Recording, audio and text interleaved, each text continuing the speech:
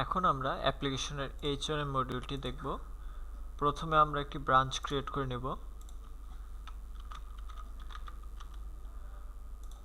Contact person,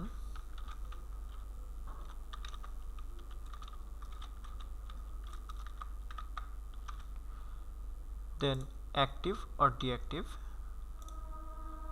অন্যান্য ফিল্ডগুলো নন mandatory. এরপরে আসি আমাদের ডিপার্টমেন্টে অলরেডি দুটো ডাটা ইনসার্ট করা আছে, আমরা আরেকটি ডিপার্টমেন্ট অ্যাড করে নেব।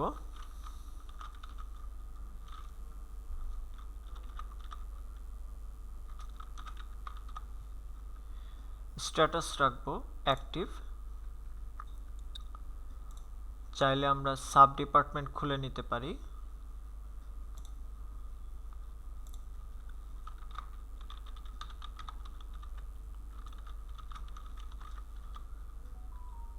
সাব ডিপার্টমেন্টে অবশ্যই ডিপার্টমেন্টস চুজ করতে হবে। আমরা আমাদের এমপ্লয়ীদের জন্য টাইম শিডিউল মেনটেন করতে পারি উইথ উইকলি। আমরা এমপ্লয়ীর একটা গ্রুপ নেম দিব।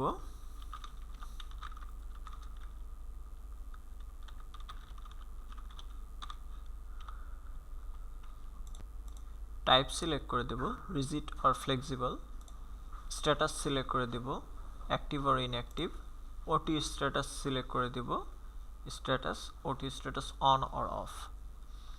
আমরা weekly start time ending time ছেড়ে যেতে পারি। আমাদের স্ট্যান্ডার্ড আওয়ার স্টার্ট টাইম এটি দিতে হবে অ্যান্ড এন্ডিং টাইম।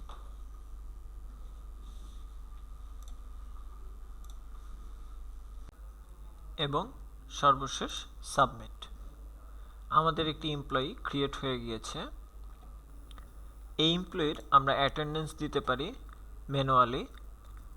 যদি মেশিন ইন্টিগ্রেট করা থাকে অ্যাপ্লিকেশনের সাথে তাহলে অটো অ্যাপ্লিকেশনে অ্যাটেন্ডেন্সগুলো পড়ে যাবে, অথবা আমরা ম্যানুয়ালিও একটা মান্থলি অ্যাটেন্ডেন্স দিতে পারি।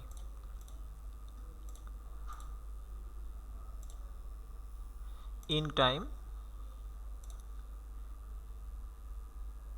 টাইম দিয়ে দিচ্ছি এবং আউট টাইম এমপ্লয়ির অফিস এন্ডিং টাইম যেটি সেটি।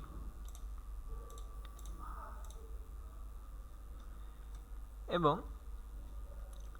ভ্যাকেশনের জন্য ভ্যাকেশনের একটি লিস্ট আমরা তৈরি করে ফেলতে পারি যদি এমপ্লয়ির ভ্যাকেশনের রিলেটেড কোনো ইনফরমেশন থাকে। আইডি কার্ড, একটা এমপ্লয়ির আইডি কার্ড আমরা দেখতে পারি এখান থেকে, এবং এটি প্রিন্ট আউট করে আমরা একটা কার্ড প্রোভাইড করতে পারি। এখন আমরা আমাদের HRM রিপোর্টসে আসলে আমরা দেখতে পারবো অ্যাটেন্ডেন্স রিপোর্ট। এই এমপ্লয়ির কত দিনের এবং কোন কোন দিনের অ্যাটেন্ডেন্স রিপোর্ট। এই এমপ্লয়ির বেসিক স্যালারি 50,000, গ্রস 51,000, অ্যালাউন্স ছিল 1,000, ওভারটাইম যেহেতু নেই 0, ওভারটাইম অ্যামাউন্টও 0, মেডিকেল অ্যালাউন্স নেই, এবং স্ট্যাম্পের ডিডাকশনটা এখানে দেখছেন 500।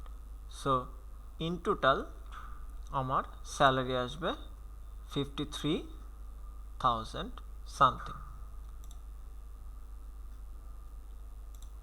সো আমরা এটাকে অ্যাপ্রুভ করে দিতে পারি। সো আমার এটি অ্যাপ্রুভ হয়ে গিয়েছে। আমরা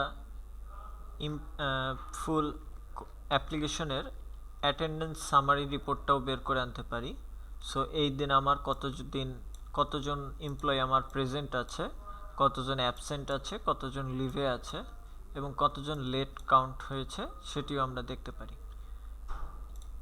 অ্যালাউন্স রিপোর্টে আমরা দেখতে পারি এই এমপ্লয়িকে আমরা কত টাকার অ্যালাউন্স দিয়েছি, টোটাল অ্যালাউন্সটা দেখতে পারি।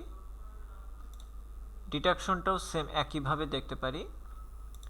লিভ রিপোর্ট, যদি ওই এমপ্লয়ি কোথাও লিভ নেয় আমাদের লিভের লিস্টের থেকে আমরা লিভটা জেনারেট করতে পারি। সাপোজ আমাদের লিভ টাইপ আছে অ্যানুয়াল, সিক, ক্যাজুয়াল। সো আমরা একটা লিভ জেনারেট করছি ফর 2024। আমরা একটা লিভ অ্যাপ্লিকেশন জেনারেট করব, এমপ্লয়ি সিলেক্ট করব, লিভ টাইপ সিলেক্ট করব এবং কোন দিনের জন্য লিভটা নিয়েছে সেই দিনটা সিলেক্ট করব এবং কত দিন পর্যন্ত নিয়েছে। সাপোজ 16 to 17 জানুয়ারি, 2 দিন। সো আমরা একটা লিভ জেনারেট করলাম, অ্যাপ্রুভ করে দিলাম এবং এই লিভটি অ্যাপ্রুভ হয়ে গিয়েছে। সো লিভ অ্যাপ্রুভালে আমরা যে আমাদের ম্যানেজমেন্ট থেকে অ্যাপ্রুভ করে দিলেই একটা লিভ জেনারেট হয়ে গেল। সো এই লিভটা আমরা রিপোর্টে এসে দেখতে পারি, লিভ রিপোর্টে। সো এই এমপ্লয়ির লিভ এলিজিবল হয়েছে 10টি এবং লিভ টেকেন 2টি। সো এলিজিবল লিভ বাকি রয়েছে 8টি। এমপ্লয়িজ যদি আমরা রিপোর্ট দেখতে চাই অ্যাটেন্ডেন্সের, এটিও আমরা দেখতে পারি। সো আমরা এখানে এমপ্লয়ির অ্যাটেন্ডেন্সটা দেখতে পাচ্ছি, এই মাসে সে কত আওয়ারের প্রেজেন্ট ছিল বা ওয়ার্কিং আওয়ারটা আমরা বের করে আনতে পারি। সো লাস্ট HRM এর পেরোল সিস্টেম। পেরোলে আমরা ব্রাঞ্চ ওয়াইজও পেরোল জেনারেট করতে পারি অথবা এমপ্লয়ি ওয়াইজও স্যালারি জেনারেট করতে পারি। সো আমরা একটা এমপ্লয়ির মান্থলি পেরোল জেনারেট করব।